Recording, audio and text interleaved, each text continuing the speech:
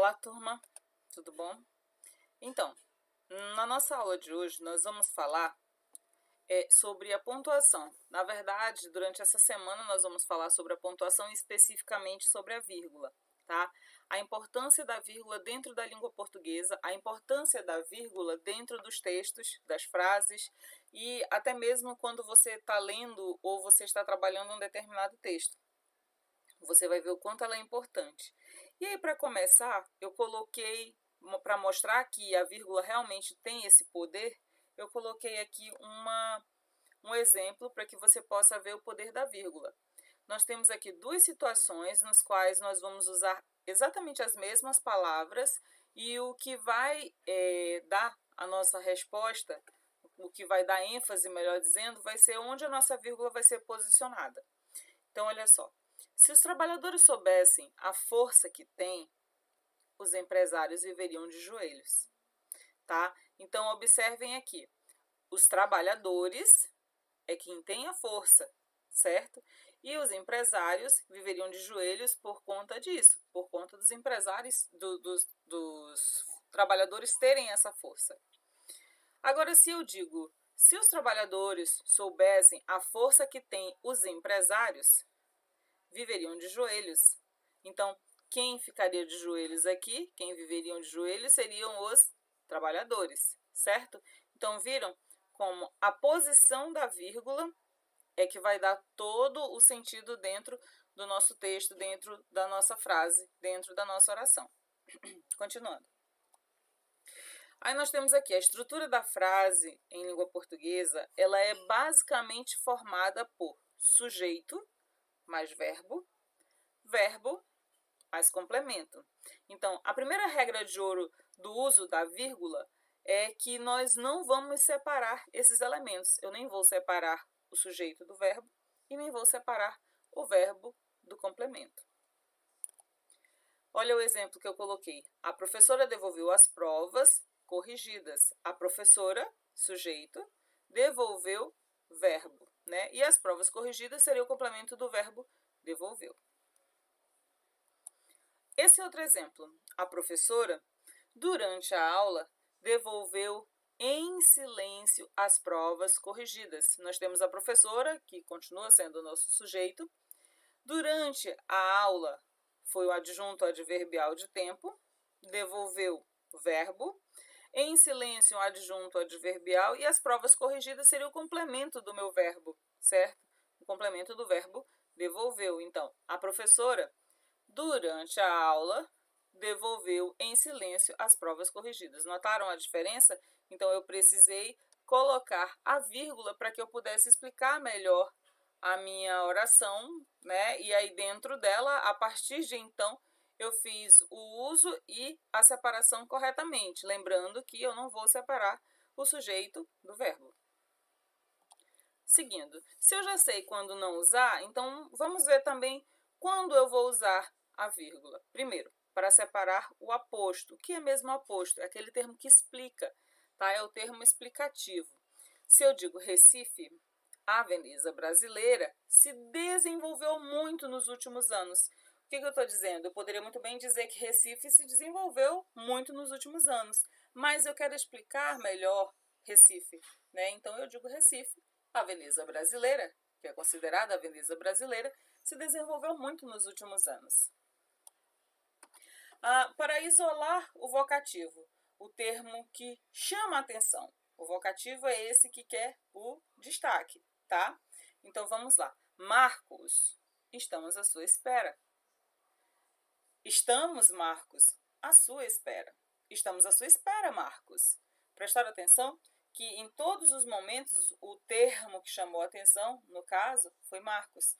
Por quê? Porque, na verdade, é o elemento que está sendo evocado aí, ou seja, é o vocativo dos meus exemplos. Então, eu preciso isolá-lo. E aí, depois que eu isolá-lo, eu isolo e fecho com a vírgula. 3. Isolar expressões que indicam tempo, lugar, modo, companhia, os adjuntos adverbiais, tá?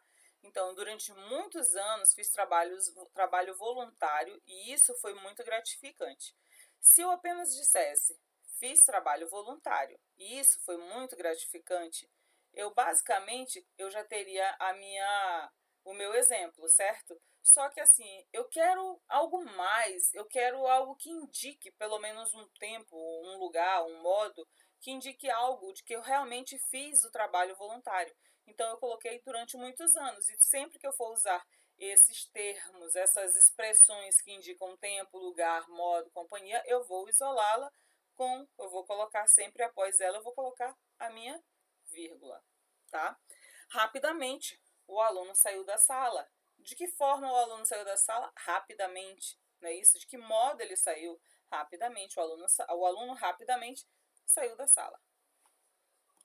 4. Antes dos conectivos, mas, porém, contudo, pois, logo. Olha só como vai ficar no exemplo. Faça suas escolhas, mas seja responsável por elas. Estudou muito durante o ano, logo deve conseguir uma vaga na faculdade. Então, antes desses conectivos, eu preciso colocar a vírgula. Aí depois eu coloco o conectivo e dou continuidade no que eu queria dizer no meu contexto. 5.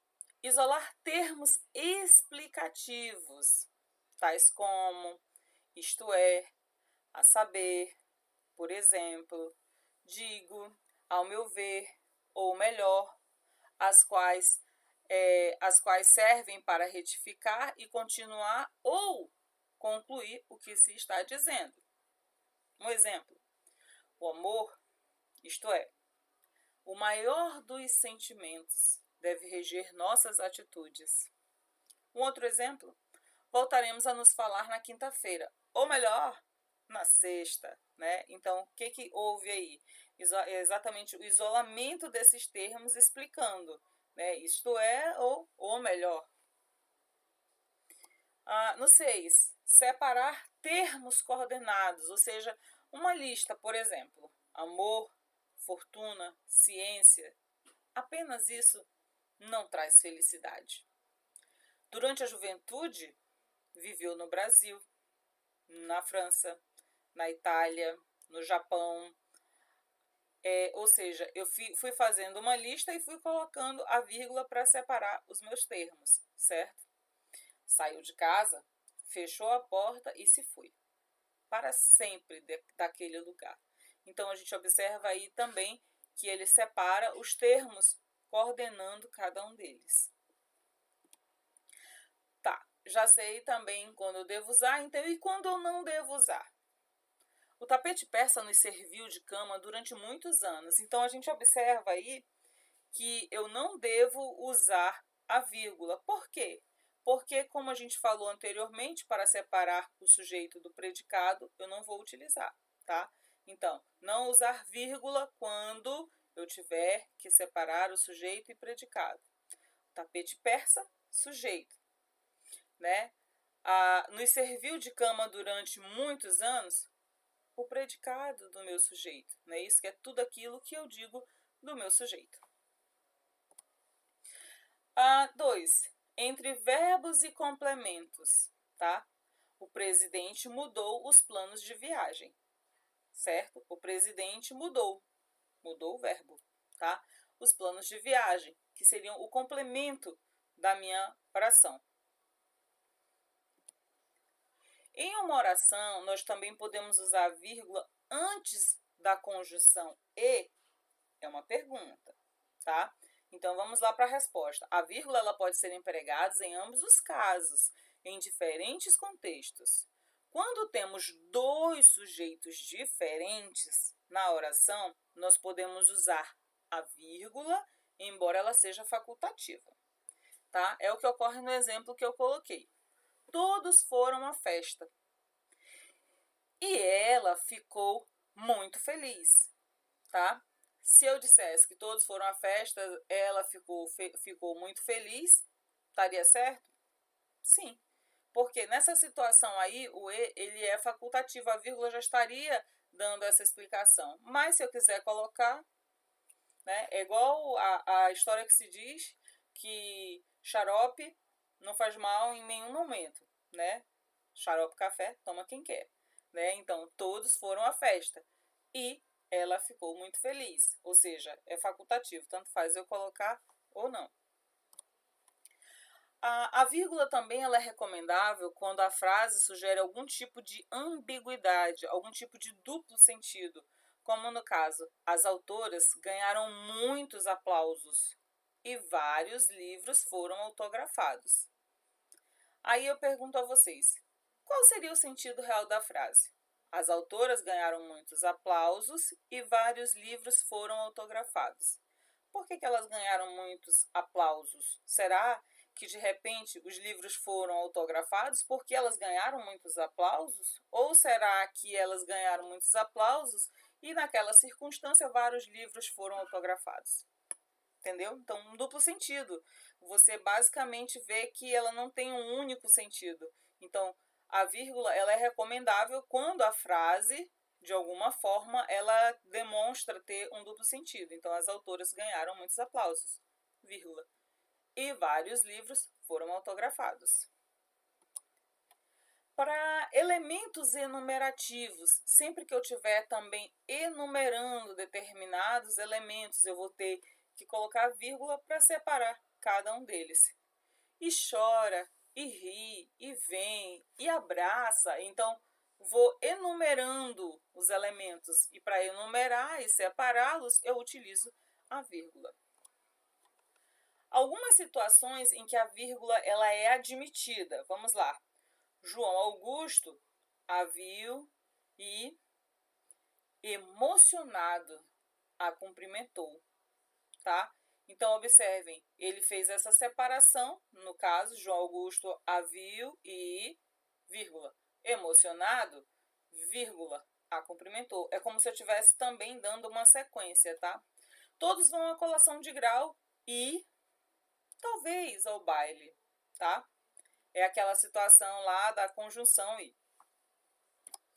E aí, para finalizar a nossa aula, eu deixo para vocês esse pequeno textinho aí que eu quero que vocês busquem a pontuação. Aconteceu uma catástrofe. A pessoa estava muito doente, um senhor milionário estava muito doente e ele não tinha feito testamento.